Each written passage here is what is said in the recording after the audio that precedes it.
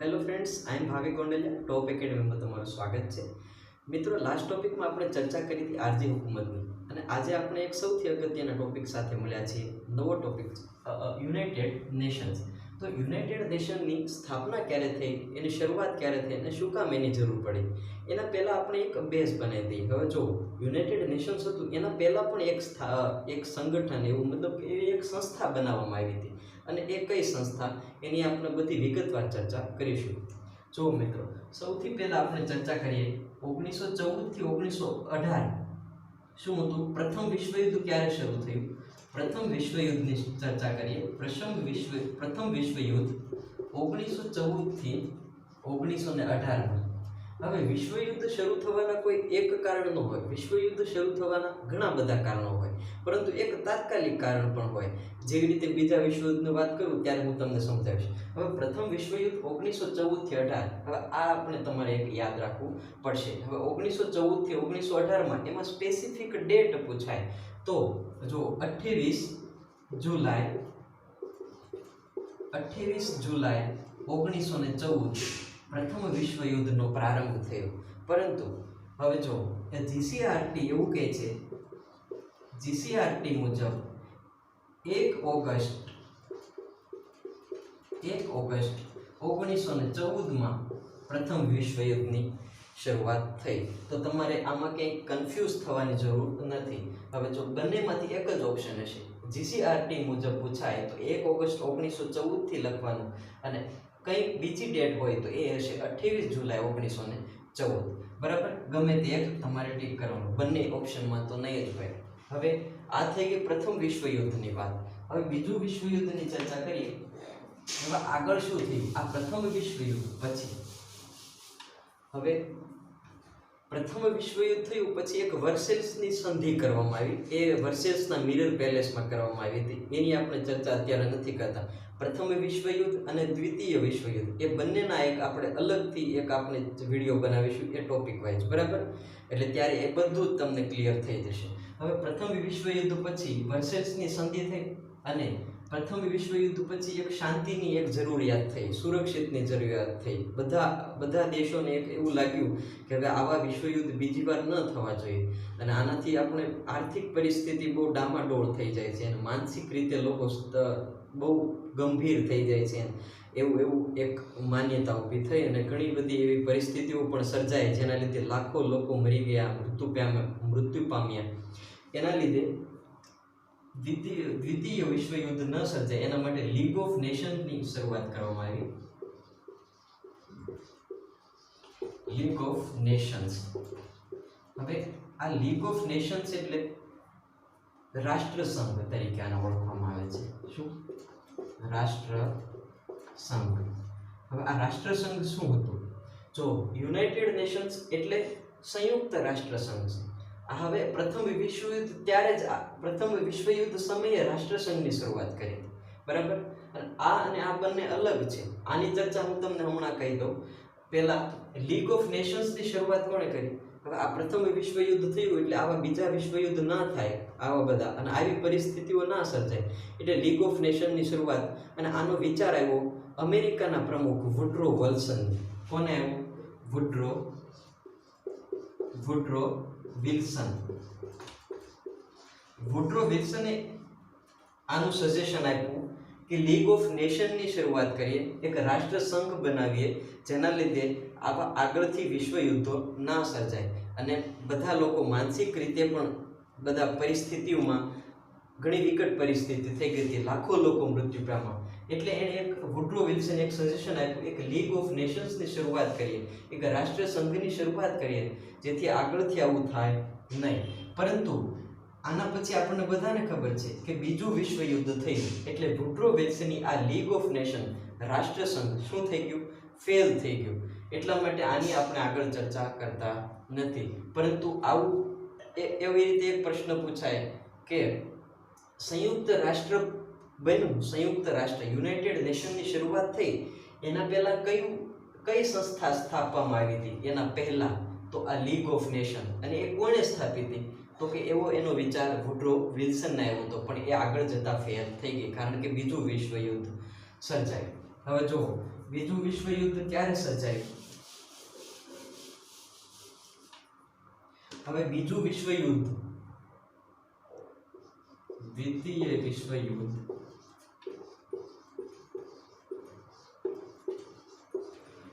1939 થી 1945. હવે આ બધાને ખબર છે કે દ્વિતીય વિશ્વયુદ્ધ મેં તમને હમણાં વાત કરી હતી કે એનું એક તાત્કાલિક કારણ હતું. ઘણા બધા કારણો હોય. પહેલા વર્સેલ્સની સંધિમાં જ અમુક દેશોને સાથે અન્યાય થયો એવું લાગ્યું હતું, એટલે એના બીજ બીજા વિશ્વયુદ્ધના બીજ ત્યારે વર્સેલ્સની સંધિમાં જ રોપાઈ ગયા હતા. હવે દ્વિતીય વિશ્વયુદ્ધ થયું એટલે એની જે આપણો એ સમયગાળો છે 1939 થી 1945, આ એક યાદ રાખવાનું રહે. હવે દ્વિતીય વિશ્વયુદ્ધ દરમિયાન જ્યારે એના અણુબોમ્બ ફેંકાય, આપણે બધાને ખબર છે કે અમેરિકાએ જાપાન ઉપર અણુબોમ્બ ફેંક્યા હતા. એની તારીખો પૂછાય. હવે એનું મુખ્ય તાત્કાલિક એનું કારણ કયું હતું એ તમને વાત કરી દો કે તાત્કાલિક એનું કારણ એ હતું કે જર્મનીએ રાતોરાત અને તાત્કાલિક પોલેન્ડ ઉપર આક્રમણ કર્યું. બરાબર, એના લીધે દ્વિતીય વિશ્વયુદ્ધની શરૂઆત થઈ ગઈ. જર્મનીએ કોના ઉપર આક્રમણ કર્યું? પોલેન્ડ ઉપર. એના લીધે દ્વિતીય વિશ્વયુદ્ધની શરૂઆત થઈ ગઈ 1939 થી 1945, આ સમયગાળો. બરાબર, હવે દ્વિતીય વિશ્વયુદ્ધમાં અમેરિકાએ જાપાન ઉપર બોમ્બ ફેંક્યા. બરાબર, અને એ જાપાનમાંથી આ બંને વચ્ચેથી પ્રશ્ન પૂછાય છે કે જાપાન ઉપર બોમ્બ કઈ તારીખે ફેંક્યા હતા અને ક્યાં બોમ્બ હતા, એવા પ્રશ્ન પૂછાય. તો એક પહેલો બોમ્બ ફેંક્યો હતો 6 ઓગસ્ટ, અણુ બોમ્બ ફેંક્યા હતા 6 ઓગસ્ટ 1945 ક્યાં ફેંક્યો હતો? તો કે હિરોશીમા નાગાસાકીની વાત સાંભળીને હિરોશીમા ઉપર પ્રથમ બોમ્બ ફેંક્યા હતા 6 ઓગસ્ટ 1945. એ બોમ્બનું નામ પૂછાય છે ક્યાંક મિત્રો. એ બોમ્બનું નામ લખી લો, લિટલ બોય.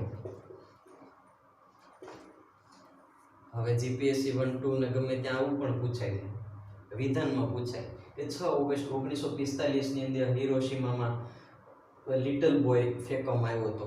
સાચું કે ખોટું? હવે આપણને ખબર ન હોય લિટલ બોયનું નામ, તો આપણને એ વિધાન ત્યારે ખબર ના પડે અને એ માર્ક્સ જવાની સંભાવના રહે. એટલા માટે લિટલ બોય ફેંકવામાં આવ્યો તો યાદ રાખજો. અને બીજો બોમ્બ ફેંકવામાં આવ્યો હતો 9 ઓગસ્ટ 1945 એ નાગાસાકી ઉપર ફેંકવામાં આવ્યો હતો અને એ બોમ્બનું નામ હતું ફેટ મેન. થઈ ગયું ક્લિયર મિત્રો? 6 ઓગસ્ટ અમેરિકાએ જાપાન ઉપર બોમ્બ ફેંક્યા, 6 ઓગસ્ટ 1945 હિરોશીમા ઉપર ફેંક્યા, એ બોમ્બનું નામ લિટલ બોય. 9 ઓગસ્ટ 1945 નાગાસાકી ઉપર ફેંક્યો અને ફેટ મેન. એટલે આના અંતે જાપાને શરણાગતિ સ્વીકારી લીધી, એટલે બીજા વિશ્વયુદ્ધનો અંત થયો. બરાબર, હવે આગળ જોવો.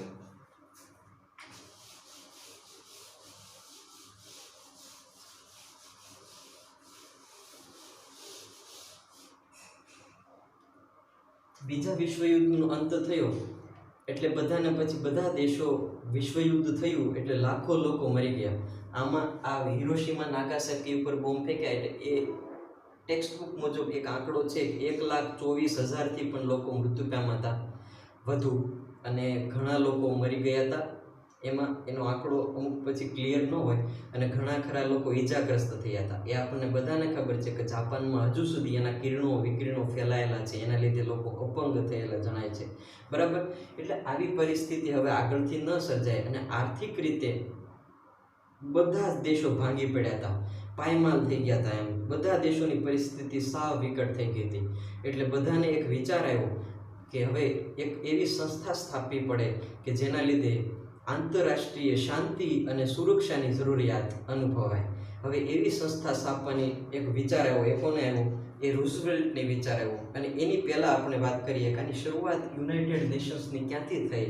તો કે સેન ફ્રાન્સિસ્કોમાં આની બેઠક યોજાઈ અને એમાં 50 રિપ્રેઝેન્ટેટિવ દેશ તરીકે 50 દેશના રિપ્રેઝેન્ટેટિવ આવ્યા અને એક સાઇન કરવામાં આવી. એ યુનાઇટેડ ચાર્ટ તરીકે ઓળખાય છે. જો 50 દેશના રિપ્રેઝેન્ટેટિવ બધા ભેગા થયા અને એક યુનાઇટેડ ચાર્ટર બનાવવામાં આવ્યો, એને કહેવામાં આવે છે સંયુક્ત રાષ્ટ્ર અધિકાર પત્ર. સંયુક્ત રાષ્ટ્ર અધિકાર પત્ર. હવે આ યુનાઇટેડ ચાર્ટર સંયુક્ત અધિકાર પત્ર બનાવાયું, એમાં સૌ પ્રથમ કેટલા દેશો હતા? 50. બરાબર. હવે 50 દેશો હતા, આ એક સંખ્યા યાદ રાખવાની. અને આમાં પાછળથી એક પોલેન્ડ આવી નહોતું શક્યું, એટલે એની એક જગ્યા સાઇન માટે ખાલી રાખવામાં આવી હતી, અને એ પોલેન્ડ દેશ પાછળથી જોડાયો. +1 પોલેન્ડ પાછળથી જોડાયું. પોલેન્ડ પાછળથી જોડાયું એટલે કુલ થઈ ગયા 51. શરૂઆતમાં કેટલા હતા મિત્રો? કુલ 51. હવે આગળ ચર્ચા કરીએ અત્યારે કેટલા છે, એની ઓફિશિયલી લેંગ્વેજ યુનાઇટેડ નેશન્સની કેટલી છે એ બધી ચર્ચા હવે આગળ કરીએ. જો 51 સભ્યો મિત્રો, આ એક ભૂલતા નહીં. શરૂઆતમાં કેટલા સભ્યો હતા? 51. હવે અત્યારે એના કેટલા સભ્યો છે? જો અત્યારે હાલમાં યુનાઇટેડ નેશનના કુલ સભ્યો 193. બધા દેશમાંથી એક એક રિપ્રેઝેન્ટેટિવ તરીકે જાય, એવી રીતે આ બધા કુલ દેશના અત્યારે કેટલા? 193. બરાબર. હવે આગળ ચર્ચા કરીએ. 193 છે અત્યારે. તો હવે આ 193 સભ્યો બીજા દેશને કઈ રીતે, હવે બીજા દેશને આમાં એન્ટર થવું હોય તો 193 દેશની સભ્યોની મંજૂરી લેવી પડે. હવે આ 193 દેશ છે, એમાંથી કાયમી સભ્યો છે કે જે કાયમી સભ્યો 5, એના કાયમી સભ્યો છે 5. એક અમેરિકા, રશિયા, ચીન, બ્રિટન અને ફ્રાન્સ. આ યુનાઇટેડ નેશન્સના 193 સભ્યો હાલમાં છે, અને એના કાયમી સભ્યો 5 છે. એ કયા કયા? એક અમેરિકા, રશિયા, ચીન, બ્રિટન અને ફ્રાન્સ. આ 5 છે એ કાયમી સભ્યો છે. બરાબર. હવે એના 10 હોય એ બિનકાયમી સભ્યો હોય. 10 બિનકાયમી સભ્યો તરીકે હોય. 10 બિનકાયમી સભ્યો, અને એ 10 બિનકાયમી સભ્યો 10, અને એ 10 બિનકાયમી સભ્યોનો સમયગાળો કેટલો હોય? એનો સમયગાળો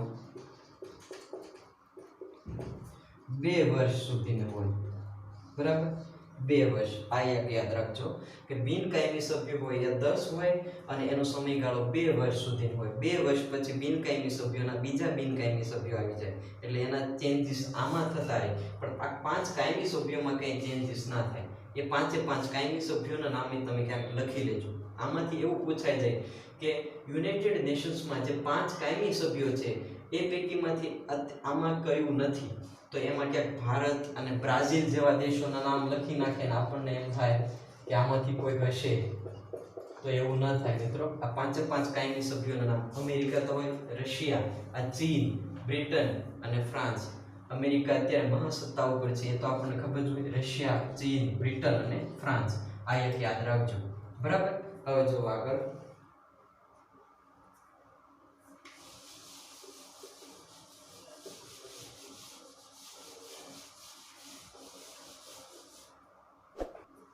હવે યુનાઇટેડ નેશન્સની સ્થાપના ક્યારે થઈ? એક આ તારીખ યાદ રાખવાની. યુનાઇટેડ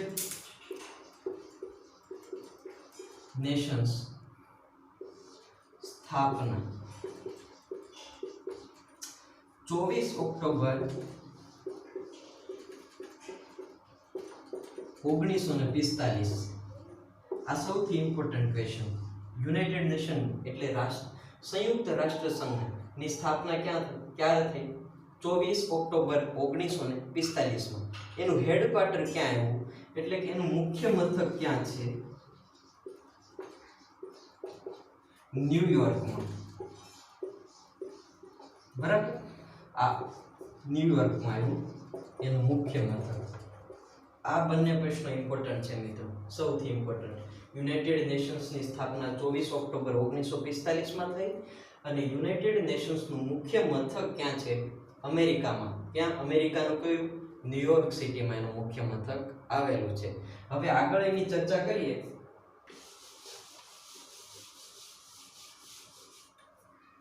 હવે યુનાઇટેડ નેશનમાં 6 ઓફિશિયલ લેંગ્વેજ હતી, એમાંથી ક્યાંક પ્રશ્ન પૂછાય છે.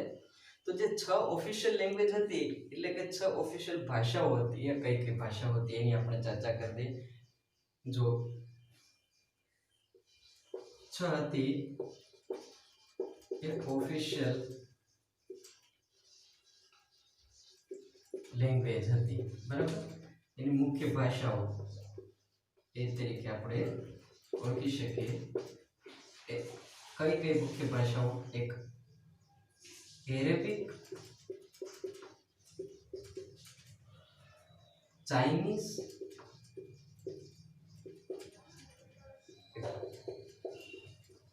ફ્રેન્ચ,